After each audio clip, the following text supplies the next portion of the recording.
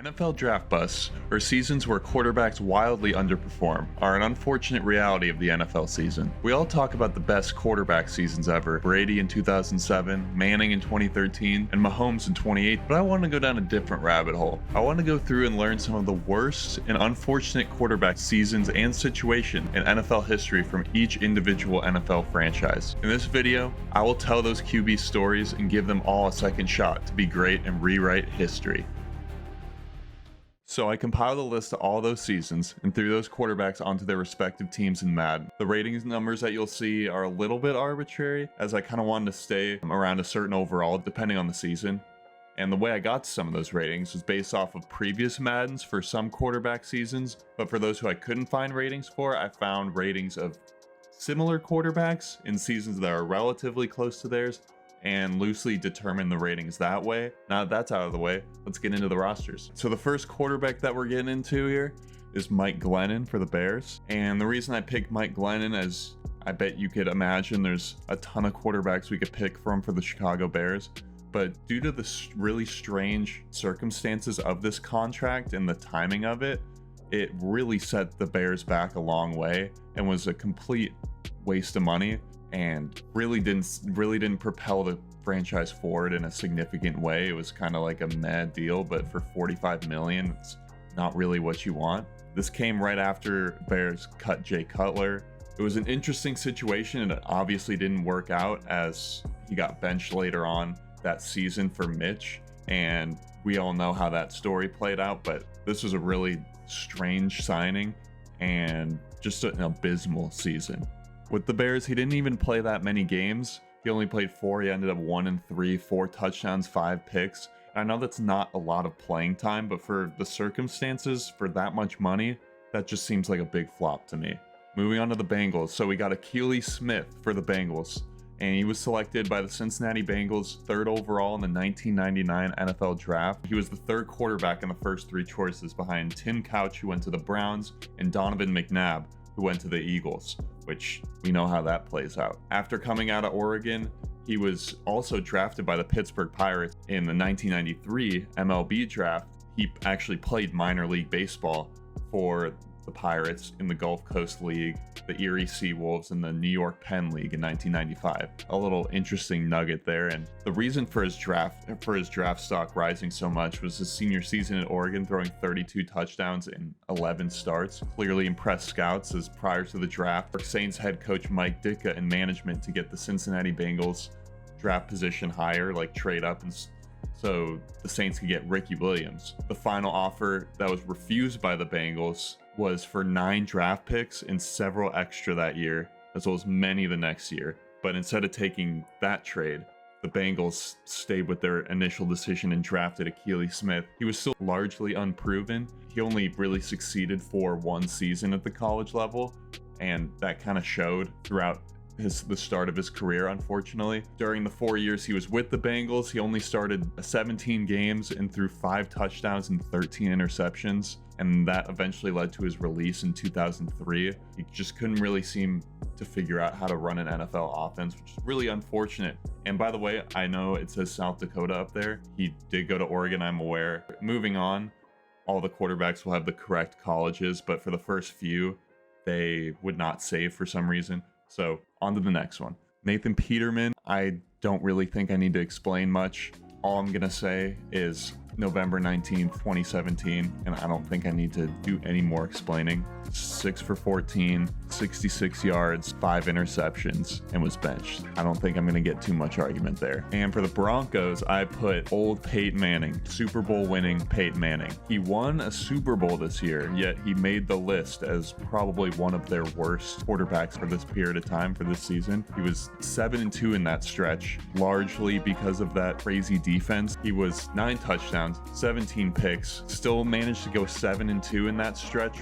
with a 2.7 yards per attempt during that season, which is just absolutely comical. Hall of Fame QB, don't get me wrong, but this season was laughable, and these speed stats and physical stats are really representative of his fall off in that year. Great quarterback, hilariously bad season, but they still won a Super Bowl, so hey, I'm not gonna hate on it. Moving on, we got Johnny Manziel. We all know that story. Following being the 22nd overall pick of the 2014 NFL draft, he had a rather pedestrian 2014 and 2015. After sitting out the last game of the 2015 season with a concussion, there were some conflicting reports that he was in Las Vegas instead of Cleveland with the team that weekend. And the team confirmed that Manziel didn't show up to those morning check-in meetings during that last game of the season. In February of 2016, Ian Rappaport reported that the Browns cut Manziel as that new season began. So what we're hoping for is that he stays out of the parties, he stays off whatever he was on, puts a good season together, maybe brings the Browns to the Super Bowl. And so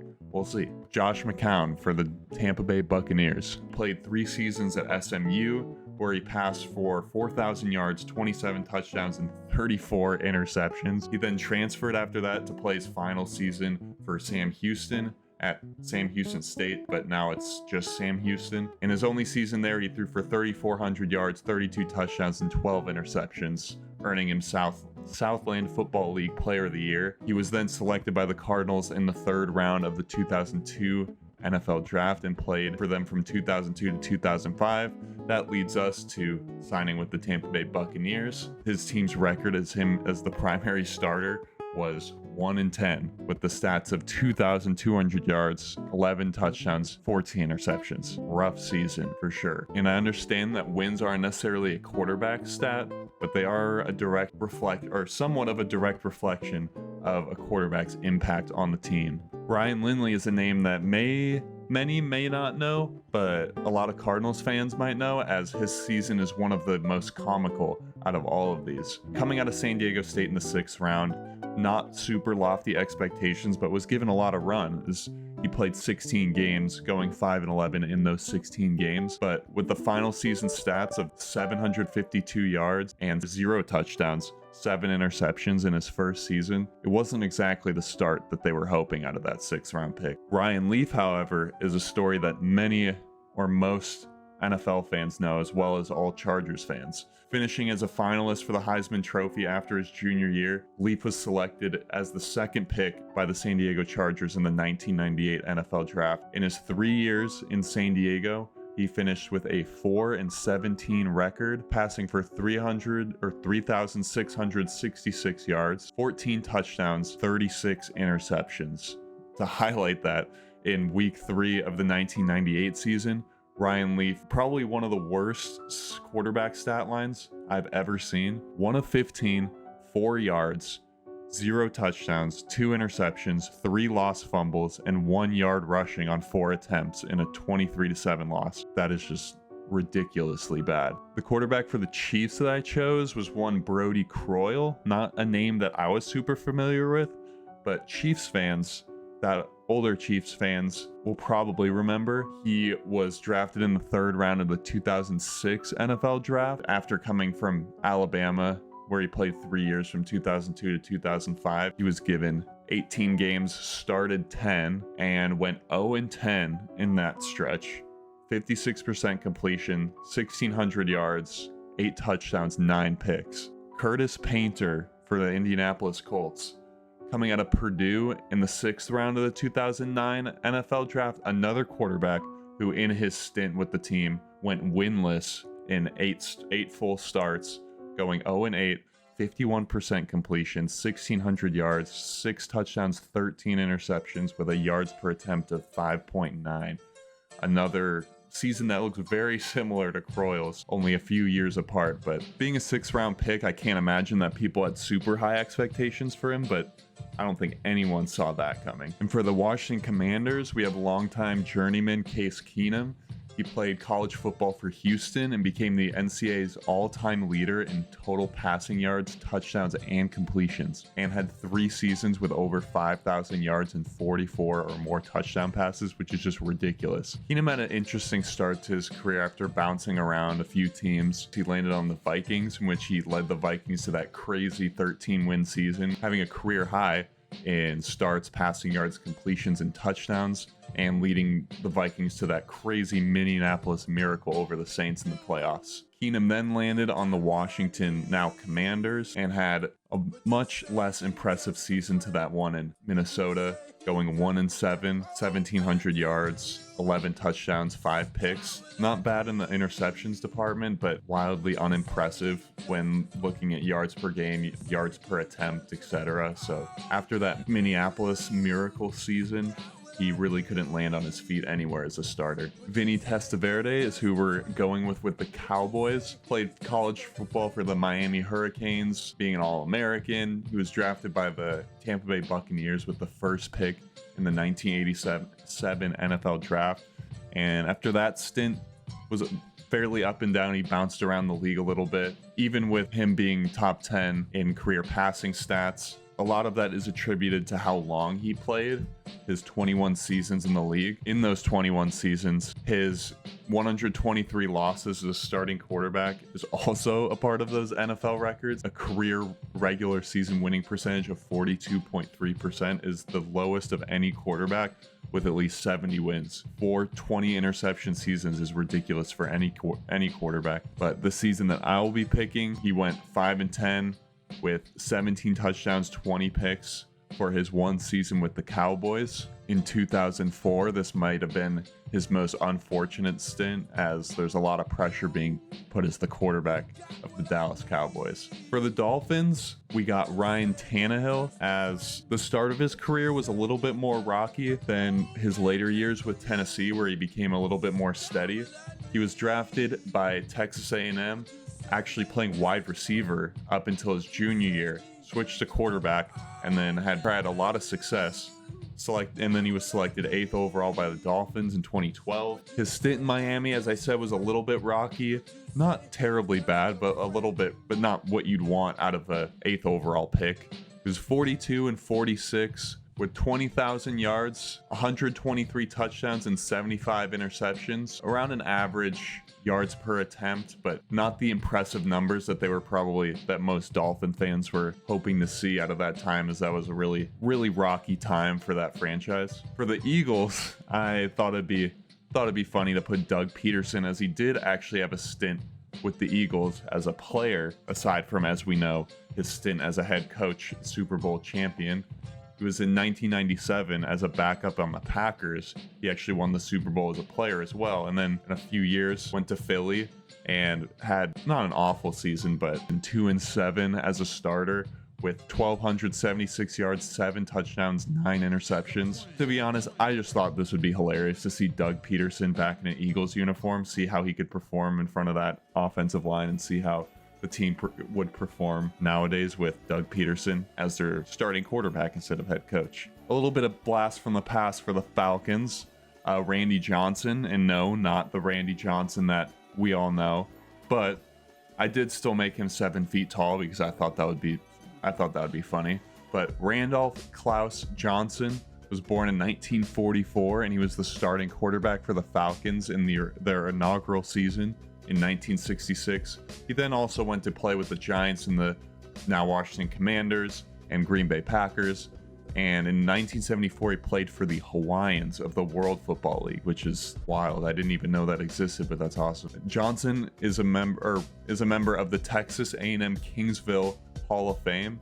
He was a 2-year All-American in 1964 and 1965, and in the 1966 draft, he became the first Texas A&I player to ever be selected in the first round, 16th overall. Over his professional career, though, he completed 647 of 1,286 passes, a 50.3% completion percentage for 51 touchdowns and 90 interceptions, and he also ran for 573 yards and 10 touchdowns over his career. A crazy leash by the Falcons to have him play for that long where he could compile those crazy stats. With those unfortunate stats, he did set the Falcons up as a franchise that will stick around, obviously, up until today. I wanted to put him in this simulation, hoping to revitalize that career, as it's kind of a sad story if you look into it. He lived his life pretty much in isolation after his career with the Falcons, so rest in peace. I mean no negativity towards him.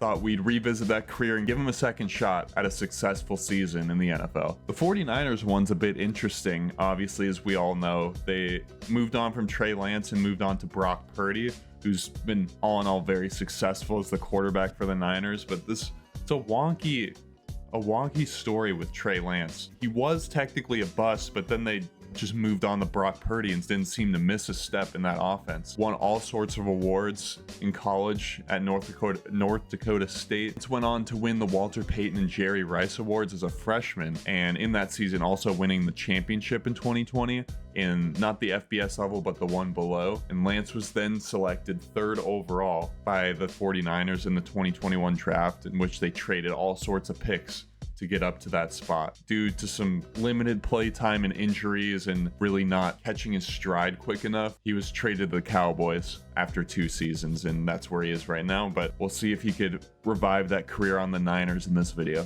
And for the New York Giants, we got not so fan favorite Daniel Jones, who I don't think I need to explain much. The play kind of explains itself. But after coming out of Duke, he was selected 6th overall in the 2019 draft after one fairly successful season where the Giants made the playoffs, but he didn't really show a whole lot as a starter to prove long term, but the Giants thought so, and they signed him to a 4-year, $160 million contract. He is 24-44-1, 64% completion percentage, 14,000 yards, 70 touchdowns, 47 interceptions, and a whole bunch of fumbles. In here, he's not signed to that crazy contract, so maybe that'll put a little bit of pressure off him. But we'll see if he could finally get that season that all Giants fans were hoping for. And for the Jacksonville Jaguars, we brought back Blaine Gabbert. In his 3 years with the Jacksonville Jaguars, he was 5-22 with 4,357 passing yards, 22 touchdowns, 24 interceptions.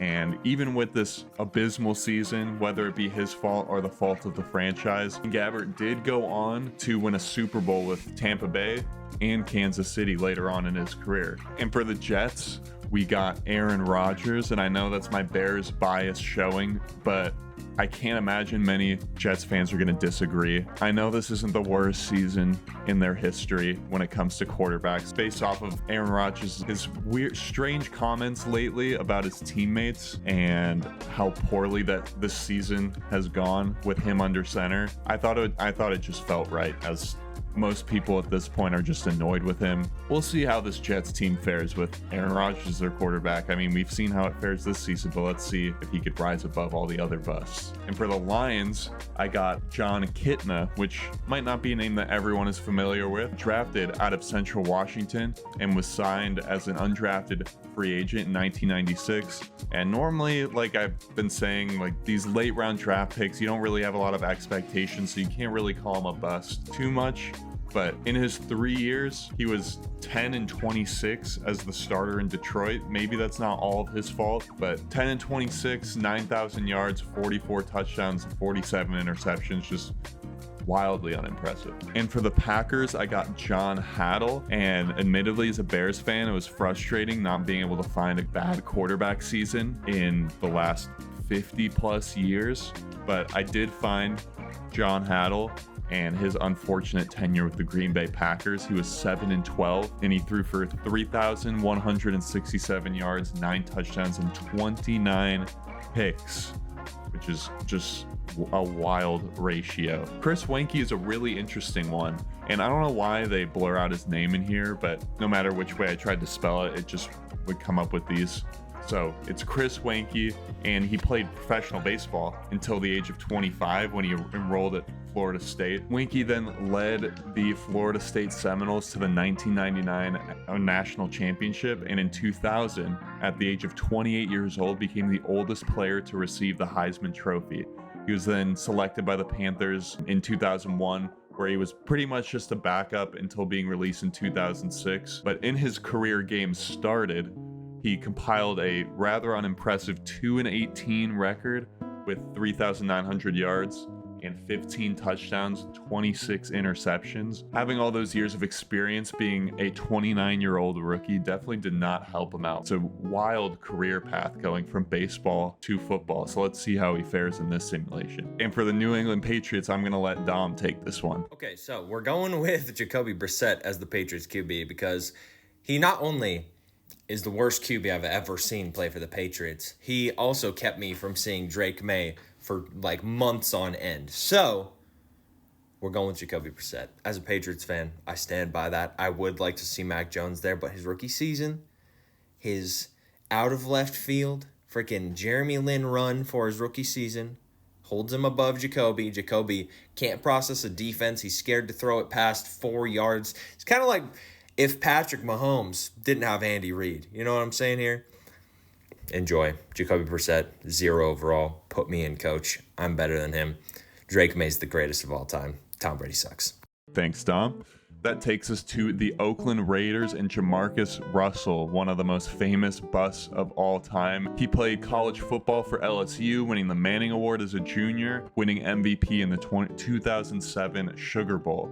And he went on to be selected first overall by the Raiders in the 2007 NFL Draft. Due to his unfortunate work ethic and inconsistent play on the field, whether that be his own or those surrounding him, he was released in 2010, and despite attempts at an NFL return, he was unable to sign with an NFL team, making him one of the NFL's biggest draft busts ever, which is quite remarkable when you look at his measurables. Dude was a freak. 6'5", 265, crazy long arms, 4'7", 40, agile, could jump out of the gym, and had an absolute cannon of an arm, throwing passes on his knees 60 plus yards down the field. But something in there, whether that be the Raiders franchise or choices made by himself, it just didn't work out. With one of the higher overalls in our league, let's see how he fared. And for the Rams, another Dom suggestion. He played college football for Arizona and was selected in the 3rd round of the 2012 draft. He had that breakout season in 2013 where he set a record for the single season NFL record for the best TD to interception ratio and led the Eagles to a division title. Got him into the Pro Bowl. So crazy breakout season. Then he was traded to the St. Louis Rams at the time and followed that up with one of his worst seasons as a quarterback, probably his worst season, going 4-7 with 7 touchdowns and 10 interceptions in 2015. But then, as we know, he returned to the Eagles in 2017 and won that Super Bowl in relief of Carson Wentz and won Super Bowl MVP. That crazy run. That one blip in the radar was that Rams season that was really, really, really poor. But I don't think Nick Foles is complaining about that. And the other quarterback that won the Super Bowl with this specific season that is in this simulation is Trent Dilfer, one of the more famous quarterbacks to be carried by a dominant defense such as Peyton Manning. Peyton Manning obviously had his success, but Trent Dilfer not so much. He played college football for Fresno State, winning the Sammy Baugh Trophy as a junior and was selected 6th overall by the Buccaneers in the 1994 draft. And though he was released due to inconsistent play, he then signed with the Ravens in 2000s as a backup before becoming the starter, in which he led them to a Super Bowl. Despite winning the championship, he was not re-signed by the Ravens, becoming the first starting quarterback ever to be released after winning a Super Bowl. And those stats for that season, he was 7-1, 1,500 yards, 12 touchdowns, 11 picks. Not the worst season, but they did not win that because of him. But let's see, we replaced Lamar Jackson with Trent Dilfer. Let's see how this Ravens team does this season. And another blast from the past, Elisha Archibald Manning III, father of Peyton and Eli. He was the 2nd overall pick in the 1971 NFL Draft, played for the New Orleans Saints for 10 whole seasons. During his tenure in New Orleans, out of those 10 seasons, 9 of them were losing seasons, and they reached 500 only one time in 1979, the only season where they finished higher than 3rd in the division, which is just crazy that you'd let that go for let that go on for so long. Manning was largely respected by his NFL peers, though. For example, he was sacked 337 times throughout his whole Saints career, and many said that he should have been sacked a lot more. But in an article written by Paul Zimmerman, Jack Youngblood in particular were known to take it easy on Archie Manning as to not hit him as hard as they could because they knew how bad his offensive line was. Manning then said in an article in 1974, "The Rams front four is the best I've ever faced. I've got to say that Youngblood was nice enough to pick me up after every time he knocked my ass off." In 1972, he led the league in pass attempts and completions and led the NFC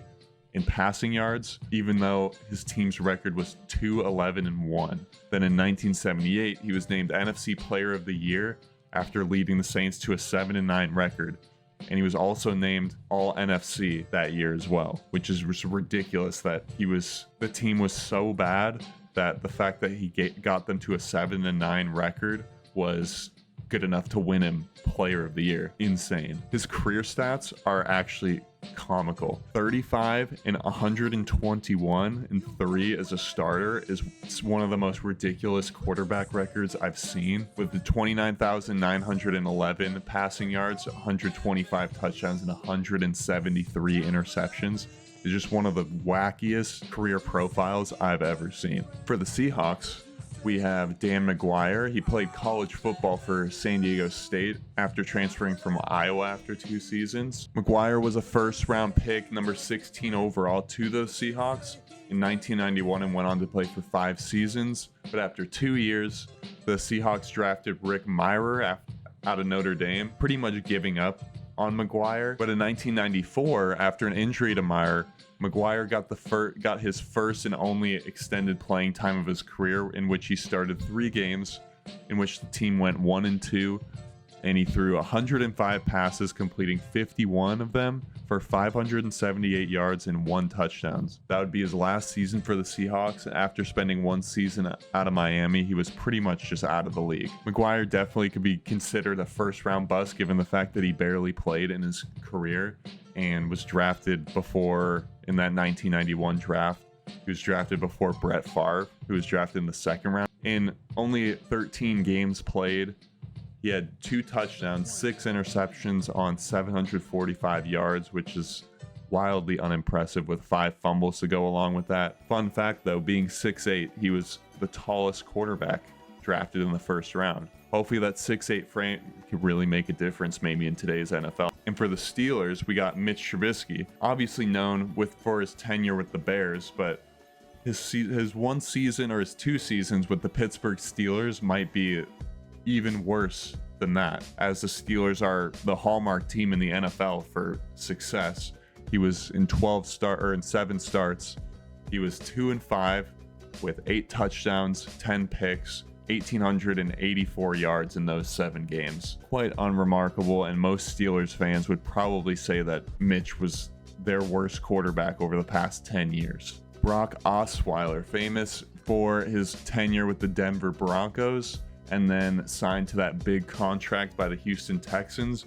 He was drafted out of Arizona State and was selected by those Broncos in the 2nd round of the 2012 draft. In 2015, he took over for Peyton Manning, who was benched after throwing 4 interceptions and posting a passer rating of 0.0. He then first served as the Broncos starter during that Super Bowl winning season after he relieved the injured Peyton Manning and helped Denver get that top seed, in which Peyton Manning then reclaimed that role during the Super Bowl run. And then in March 2016, he signed a 4-year, $72 million contract with the Houston Texans. After a tumultuous tenure with the Houston Texans in Week 15 against the Jacksonville Jaguars, Osweiler was benched then for Tom Savage after throwing back-to-back first-half interceptions, and the 2 interceptions brought his season total to 16, setting a single-season Texas franchise record. They regretted that contract after that first year, as they instantly moved on after that 2016 season. And for the Tennessee Titans, I got current-day Will Levis.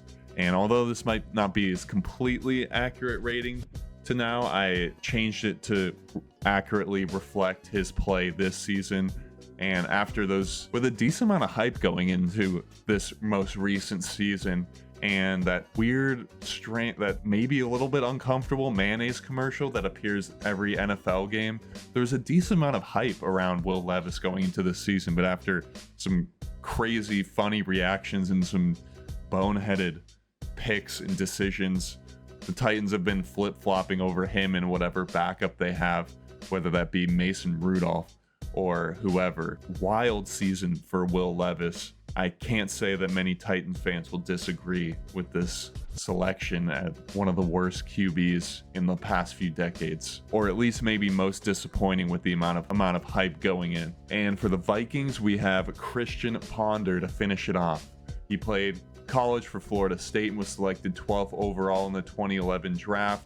And in that 2012 season, I don't know if you could say led the Vikings to the playoffs in 2012, but with Adrian Peterson's MVP season, I definitely would not credit that to him, as that season is one of the greatest ever. At the time, being only 9 yards short of breaking the single season rushing record. So I can't give a lot of credit to that playoff berth to Christian Ponder as a starter. He was 14 and 21 and 1 with 38 touchdowns, 36 interceptions, just wildly mid. And yeah, not much more to say. With that being our last quarterback, let's hop into the simulation and see how this all shakes out. To preface the simulation, I just wanted to give a little bit of a rundown. I'll probably hop back in halfway through the season and then hop in during the playoffs, do a little stat check update, see who's the best, see awards, what teams are doing well, what teams are doing poorly, and then we'll hop in and we'll go game by game for the playoffs. So I'll see you midway through the season. So hopping back in mid-season, we got the Eagles, Patriots, Niners, Bills, and Raiders as the top 5 teams in the league. Jamarcus Russell, Nathan Peterman, Trey Lance, Jacoby Brissett, and Doug Peterson leading the way through week 7. And now let's take a look at these stats. The NFL passing leader is Akili Smith with 1,800 yards, 15 touchdowns, 2 picks. And holy, there's so many interceptions. And then we got Archie Manning following closely behind him with 14 and 7. Aaron Rodgers leading with 16 touchdowns, 11 picks. But let's see the interception total. So we have Paddle with 19, Gabbert with 13, Osweiler with 13, Lindley with 13. That has to be some sort of record with this many quarterbacks with 10 plus interceptions, 7 games into the season. It's crazy. All right, let's see who lowest on the passing yards. Ryan Leaf, 1,000 yards, 3 touchdowns, 8 picks. Gabbert, Jamarcus Russell. Weird, because the Raiders is like one of the best teams in the league, so their running game just must be insane, which is hard to believe with that offensive line in real life. 72 passer rating is not terrible for this league standards. I guess it's bottom half, but there's teams doing well. So after taking a look at all these, I'll scroll through just so y'all could see each player's stats.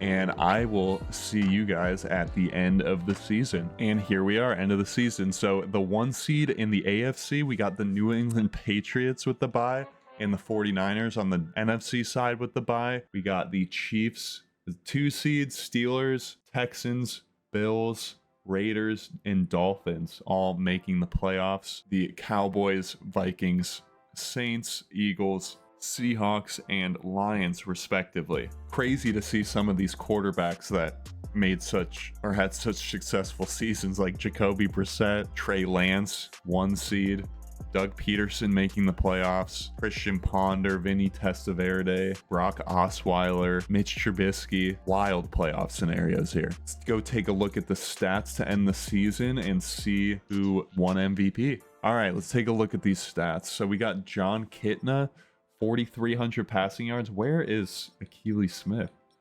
Wow, he fell all the way down out of the top 10. But that TD to interception ratio is still looking nice, and there is just an ungodly amount of interceptions. Holy. So 4,300 yards, 33 touchdowns, 19 picks. Haddle with a 30-30 season. Plenty of high 20s. Another Randy Johnson with 25 and 32. This 23 and 31 for Nick Foles. Yearly awards. Arch Manning winning MVP. So still getting that respect across the league that he did from his peers. As I stated earlier, still getting that respect from the league. So let's actually check out his stats real quick individually. Arch Manning. Oh, how did I not see this? 43 touchdowns, 17 interceptions, 4,000 yards. And I assumed they were a successful play, or they're in the playoffs, but 43 touchdowns, 17 picks is actually ridiculous. So I want to check with this. Okay, so the Saints are the 4 seed. So yeah, 43 touchdowns, 17 interception season. I definitely did not see that coming. Even midway through the season, looked like Akili Smith had that really nice touchdown interception ratio, but he just completely fell off. Yeah, MVP, Archie Manning. That's so cool to see. All right, back to the awards. So we got Archie Manning, MVP, Christian Ponder, second in MVP, Akili Smith, probably from that hot start, Trey Lance, Max Crosby as top 5 MVP as an edge rusher is sick. Doug Peterson, John Kitna, Joe Mixon, Micah Parson, and McCaffrey.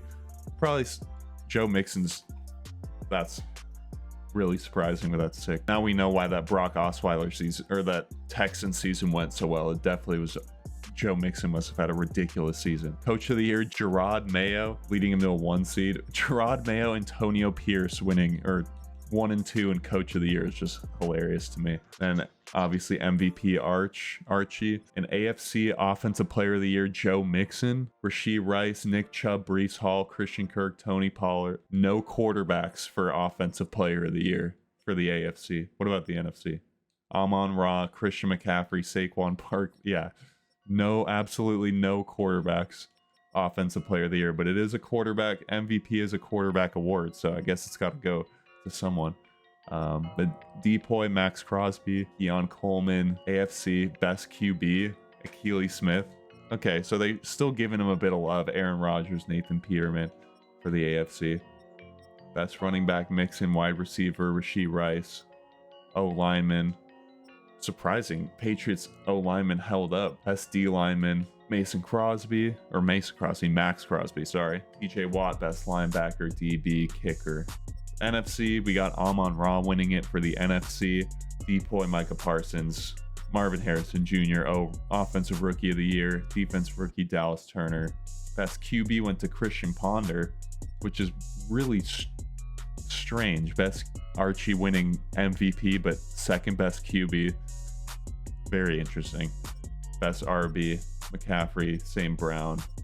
There we go. All right, I actually wanted to check out these rushing stats and receiving stats. I'm really intrigued. So we got a lot of 1,000-yard rushers, 14 touchdowns, a lot of high touchdown totals. I wonder how much is normal. Y'all are gonna have to let me know what's normal, a normal amount of 1,000-yard rushing running backs, but this seems like a lot of really productive seasons, which is not surprising as the quarterback play was at an all-time low this season. For receiving, Amon-Ra 1,500, but steep drop off after that in terms of yards. But Rashee Rice 15 touchdowns, 14. DJ Chark 12 touchdowns. That's funny. Interesting totals here, but not anything completely abnormal. But interceptions, I'd like to give a little bit of a look, and sacks as well. 24 sacks for Crosby, 23 for Micah Parsons, 22.5 for Hutchinson, and 20 for DeMarcus Lawrence. Having 4 players with 20 plus sacks is actually insane. I wonder if that's ever happened. That's actually insane. 24 guys with 20 plus sacks, 17, 16. This has to be some sort of record. That is so many players with 10 plus sacks, 15 plus sacks, and then 4 with 20 is actually ridiculous. Interception total, Sauce Gardner with 10 interceptions, which is crazy because he hasn't been getting them in real life, but these interception totals are ridiculous. 10, 8, and a bunch with 7. I mean, with the quarterback play going, I'm not too surprised, but this is just kind of ridiculous to see. How many defensive touchdowns? A lot. A lot of defense. Wow, that's a lot of defensive touchdowns. Cool. Well, those are end of season stats, end of season awards. So I'll be simming round by round and give updates on significant results, stat lines, etc. So we got the Dolphins upsetting the Chiefs in the first round, the Raiders upsetting the Steelers in the first round, Seahawks upsetting the Vikings, and Eagles upsetting the Saints in the MVP Archie Manning. And I'm thinking because all quarterback play is fairly similar, a lot of these, like, it causes more parity and upsets, as it seems like a more even playing field for the most important position. So this is the chaos we just love to see.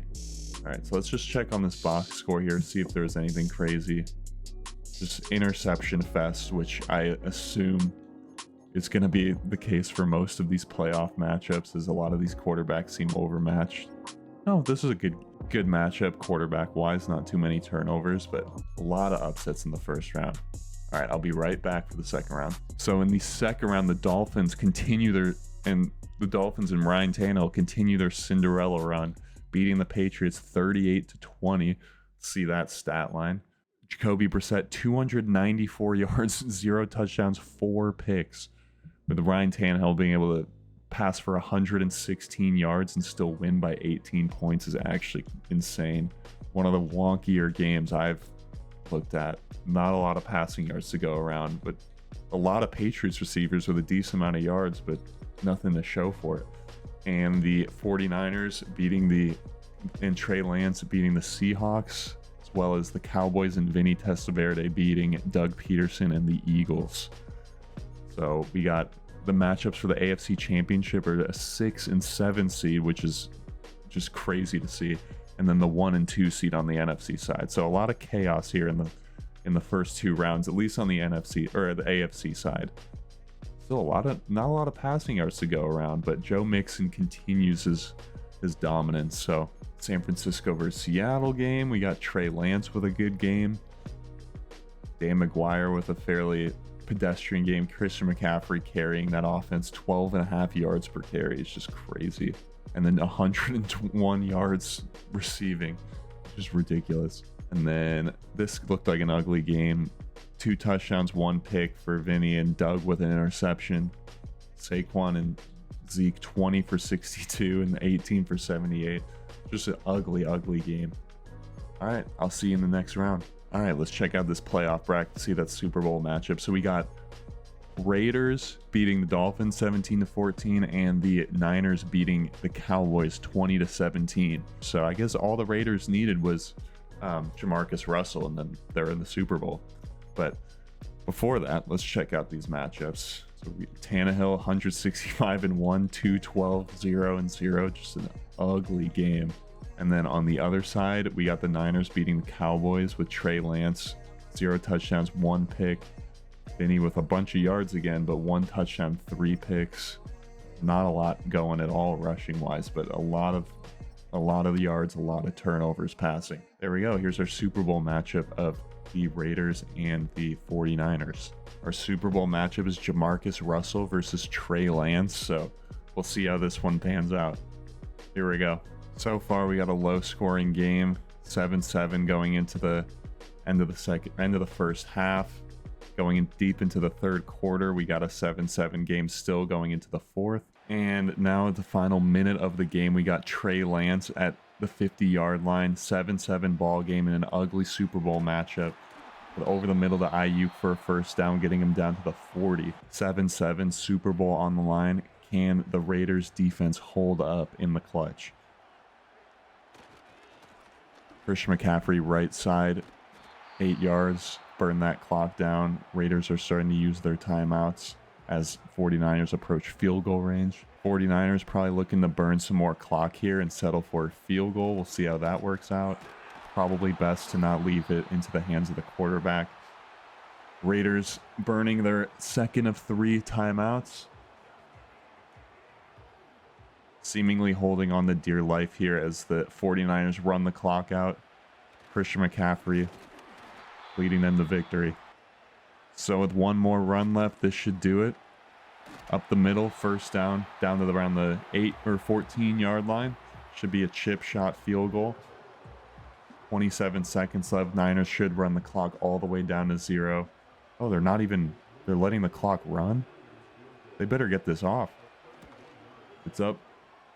And it is good with 1 second left. The San Francisco 49ers, barring anything absolutely insane, are going to be winning the Super Bowl against the Raiders 10-7, which is honestly probably not a surprising score, to say the least, with this rebuild, but it's cool to see a game-winning drive at the end. But let's see if Jamarcus Russell could put up a Hail Mary miracle at the end here. Oh, and it's caught out of bounds at the 14-yard line.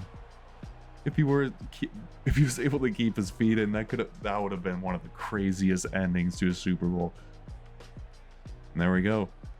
The champions of this simulation, of the worst quarterback simulation, are the San Francisco 49ers. So, I mean, maybe it is Brock Purdy, but maybe they should have kept Trey Lance, because in this league, barring against the worst QBs for every team, 49ers were able to come out on top.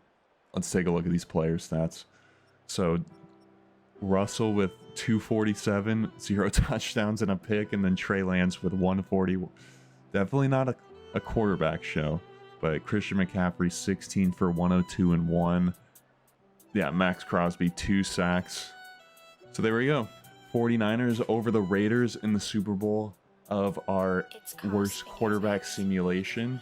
And let me know how I did. Did I get everything right? Did I put some guys in there that weren't deserving? Did I miss some guys that maybe would have been deserving? So please let me know down in the comments below. But yeah, going forward, you could give me advice on how you'd want these simulations to go. I thought this was a fun one to start with some crazy results. Once again, I really appreciate the support.